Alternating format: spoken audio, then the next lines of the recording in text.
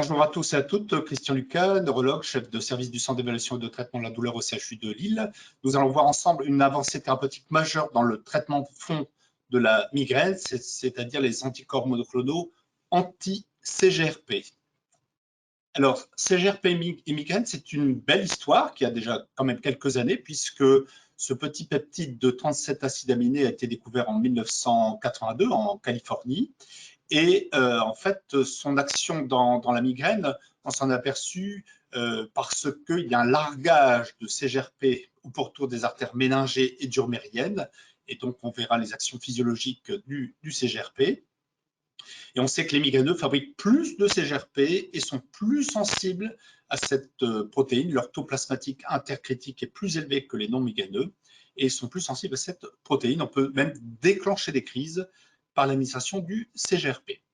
Alors, donc les différents composants du récepteur du CGRP ont été décrits en 1998 et relativement rapidement ont été mis donc à jour des traitements pouvant interagir, notamment les premiers GEPAN, qui sont des antagonistes oraux des récepteurs du CGRP. Donc, GEPAN qui ont été développés dans les années 2000. Et il y a eu quelques cas d'hépatotoxicité, donc ça s'était ensuite stoppé, mais il y a de nouveaux GEPAN qui arrivent. Et puis ensuite, des anticorps monoclonaux ont été développés, alors soit anti-récepteurs du CGRP, soit anti-ligands directement. Et tout ceci a amené à une autorisation mise sur le marché aux États-Unis et en Europe à partir de 2018. Alors, comme mentionné, le CGRP, petite protéine, ubiquitaire, ça existe chez tous les mammifères, il y en a partout dans le système nerveux central et périphérique. Donc, système ubiquitaire avec des effets biologiques différents, mais c'est un vasodilatateur très puissant et par ailleurs, il est impliqué dans la nociception, dans la douleur.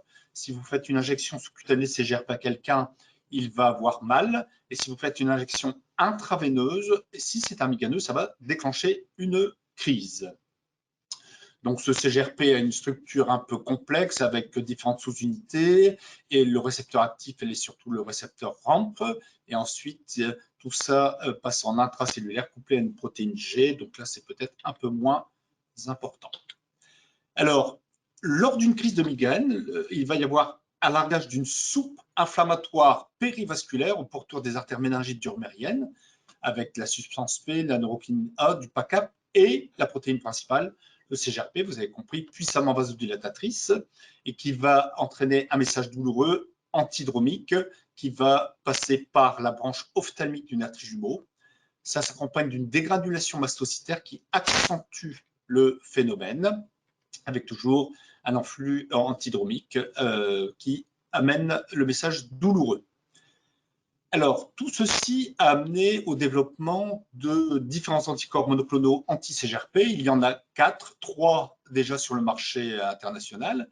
L'Erenumab de Novartis et Amgen, donc développement dans la migraine épisodique et chronique et qui s'administre par voie sous-cutanée. Et celui-là agit sur c'est un anticorps monoclonal anti-récepteur du CGRP. Le frémanezumab de Teva dans la migraine épisodique et chronique. Il y avait eu également un développement dans l'AVF qui avait été stoppé. Administration sous-cutanée et anti-ligand.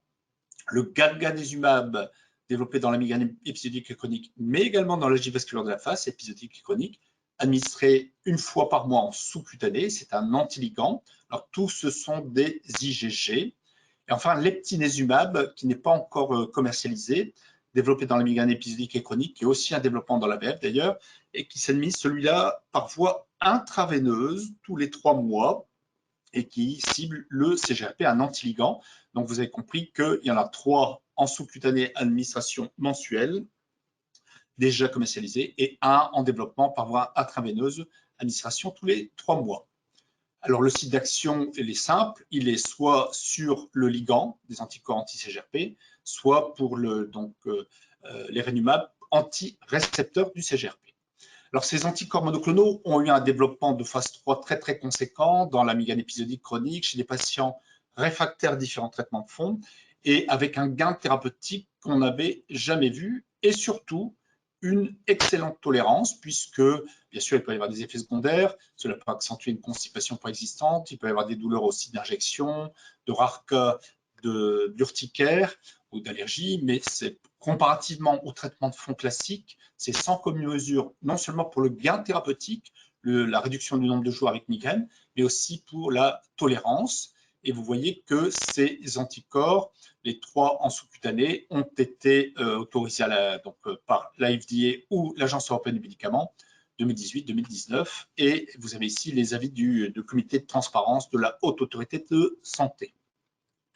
Alors, les indications, alors l'AMM, c'est au moins 4 jours de migraine par mois, mais bien évidemment, ce n'est pas ce qu'on va respecter, puisque en France, et nous sommes tous d'accord avec ça, l'avis de la HAS avec lequel nous sommes en face, c'est patient atteint de migraine sévère avec au moins 8 jours de migraine par mois et en échec d'au moins 2 traitements de fond à haut niveau de preuve, donc que ce soit pour des questions d'inefficacité ou de tolérance, et patients sans atteinte cardiovasculaire, donc pas de coronarien, d'artériopathie oblitéraire des veines inférieures ou d'antécédents d'AVC.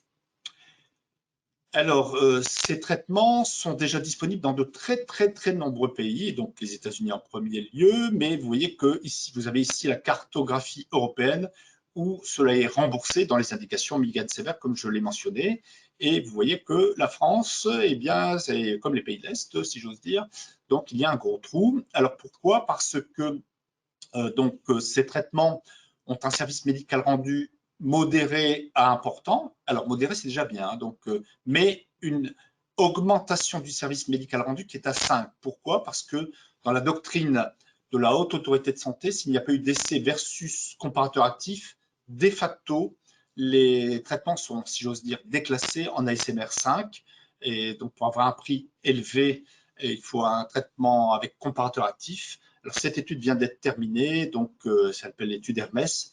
Elle devrait enfin pouvoir permettre aux migraineux français d'être traités comme les autres migraineux européens et d'être remboursés parce que ce sont des traitements qui coûtent cher. Alors, que faut-il retenir de tout ce que je vous ai dit? C'est que ces anticorps monoclonaux, au nombre de 4, 3 en sous-cutané, 1 par voie intraveineuse, ciblent la voie du CGRP, et le CGRP, au plan physiopathologie, est très impliqué dans le message douloureux de la migraine. Ce n'est pas l'ensemble de la physiopathologie de la migraine, mais très impliqué dans le message douloureux de la migraine, avec l'inflammation stérile périvasculaire. Les essais ont montré une efficacité supérieure au placebo, non seulement pour la migraine épisodique et chronique, mais aussi chez des patients en échec de différents traitements de fond. Et le gros avantage, c'est le peu de problèmes de tolérance et pas d'effets indésirables graves. Je vous remercie de votre attention.